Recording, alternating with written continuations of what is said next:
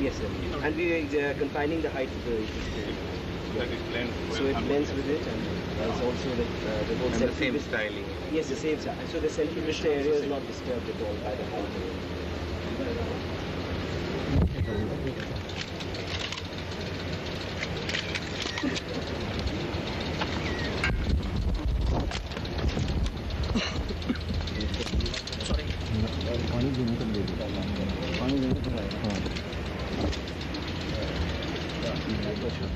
Sir आप जरा पीछे हटिए, पकड़ देंगे। आप पीछे हटिए भाई, आप पीछे हटिए प्लीज भाई, आप पीछे आ जाइए।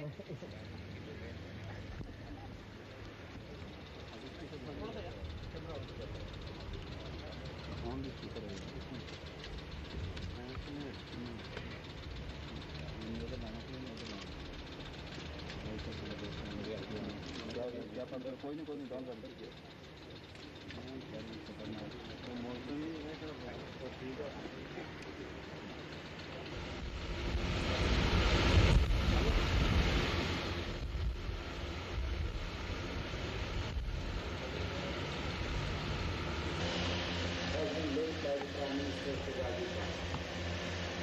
We are very thankful to him for being with us. The many other engagements he has today. We attach the greatest importance to the need for a well-developed parliamentary library and other services for the members of Parliament in the context of their information needs. In a parliamentary system which functions through debates and discussions, the need for an ever-evolving developing institution of library and information services for the members of Parliament is indeed vital for their effective parliamentary performance. A small library was set up for the first time in the then Central Legislative Assembly in 1921, and it continued to serve the members on a very modest scale. However, after 1947, a comprehensive library service was envisioned, not only as a depository of books, legislative debates and parliamentary papers, but also to provide an up-to-date storehouse of knowledge on which members, irrespective of party affiliations, could draw upon with freedom and confidence. A beginning was also made in setting up a members' reference service within the newly set up Research and Reference Branch in 1950, which initially functioned independent of the Parliament Library. Over the years, this service has gradually developed into what is now known as the Integrated Parliament Library and Reference, Research, Documentation and Information Services, that's called LADIs, catering to the multifarious informational needs of the members and occasionally, whenever necessary, of bona fide scholars in parliamentary procedures and practices, also from international fields. With the current information explosion and the ever-growing needs of worthy members and of parliamentary democracy, our Parliament Library, which is presently housed in the main Parliament House, experiences a serious shortage of space for stacking publications and catering for expanding information services. Since the Aganpit, the new library building will therefore fulfill a major need of a Parliament. It will be designed to accommodate up to 3 million volumes. With the adoption of various modern space-saving devices and use of microfilming, computerized data storage and processing, etc., this building, we hope, should take care of our needs for some decades. A major feature of the design will be self-contained stocks block for the library intermixed with reading areas and equipped with the latest concepts in stacking systems like mobile or rolling stacks on rails to accommodate the growing collections. The new Parliament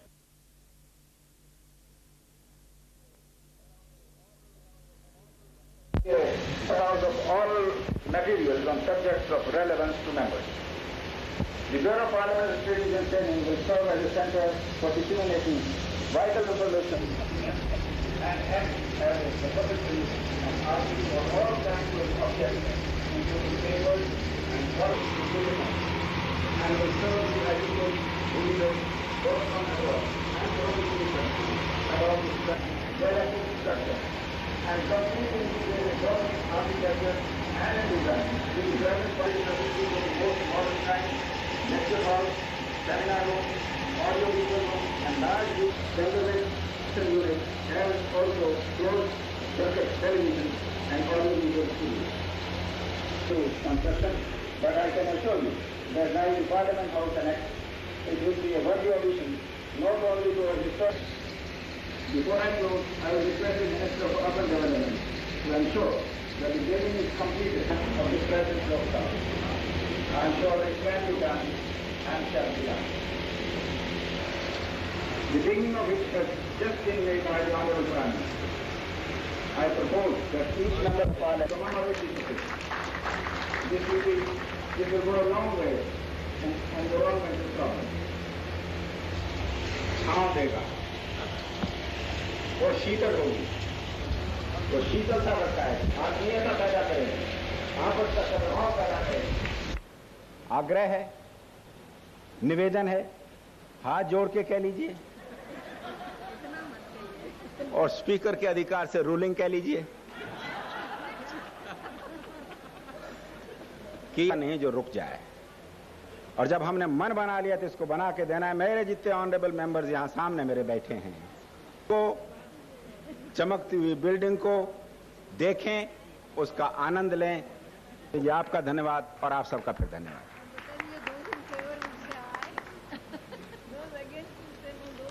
No, it is a unanimous decision.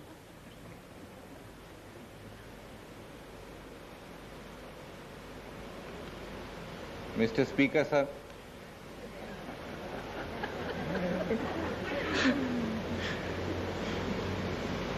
Madam Deputy Chairman,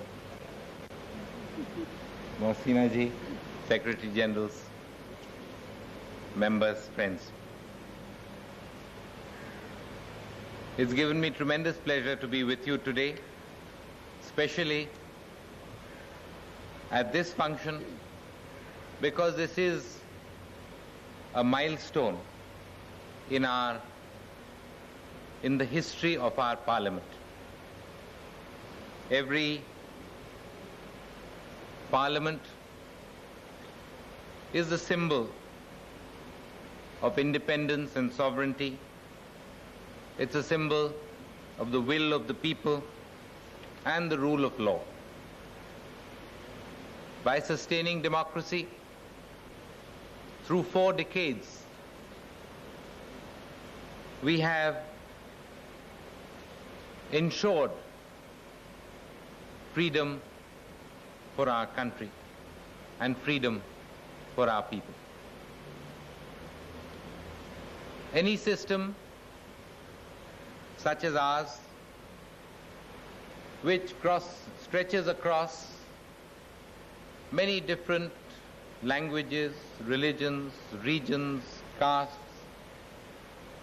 can only be sustained through a democratic system. Through 8 general elections, we have demonstrated that the system works. The people have demonstrated that they have the will to express their will. They have the strength and the power to have the government that they choose. When we have an established system, we should build and strengthen that system and should not do things which could weaken or break the system. Every system has its shortcomings, and it is for us to remove those shortcomings and to make the system that much better.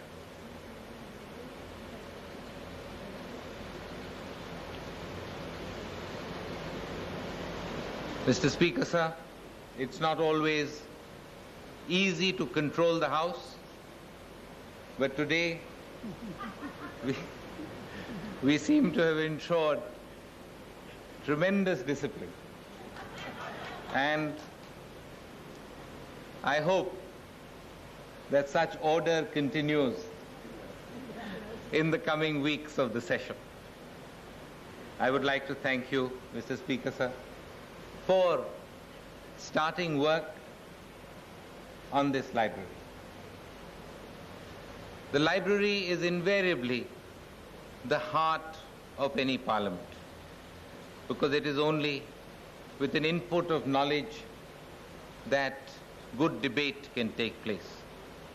And we hope that members, especially from all sides of the House, will spend a lot of time in the library so that we can have worthwhile debate in the House. I would like to thank you also for giving me an opportunity to plant a tree, and I have no doubt that with your rulings and your green thumb, it will grow into a beautiful tree. I would like to thank all the members who have participated, and especially Mohsina ji, whom you will notice we have caught right in the middle of all of us, and we have not allowed her to say one word except to keep her there to tell her that she must complete the building in time. Thank you very much, and we look forward to this new milestone in our Parliament, contributing in strengthening our democracy, strengthening the voice of the people. Thank you.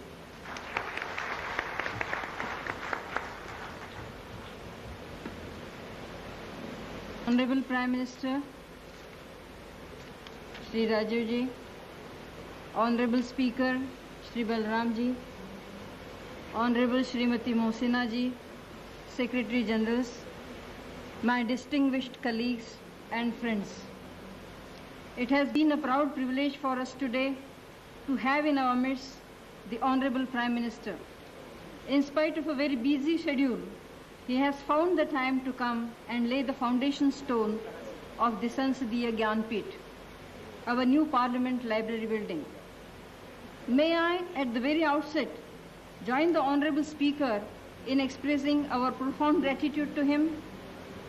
Today, the Parliament Library is one of the biggest in the country. From a scratch at the time of independence, it has grown into one of the finest repositories in our country, with its present holdings of over 7 lakh volumes of printed books, reports, governmental publications, UN reports, debates of foreign and national legislatures, gazettes, a large number of current journals and periodicals and newspapers, both Indian and foreign.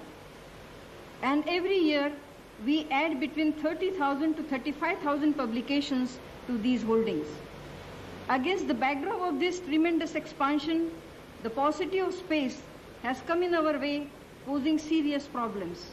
The present library, which is housed in the Parliament House, cannot meet the space needs of a fast-developing library like ours, with considerable expansion anticipated in its ancillary services too. Moreover, a few institutional units like the Bureau of Parliamentary Studies and Training, the Parliamentary Museum and Archives, and the Hall of National Achievements came up as integral part of our Parliament. All these have added a new dimension to the already acute space problem. The new Parliament Library building, for which the foundation stone has just been laid by our esteemed Prime Minister, will be an adequate answer to this. The proposed building will house not only the Parliament Library with an estimated capacity of 3 million volumes and other ancillary services like reprography, computer and conservation unit, but also the Parliamentary Museum and Archives. the Hall of National Achievements, and the Bureau of Parliamentary Studies and Training. The building, when completed, will be a model legislative library building.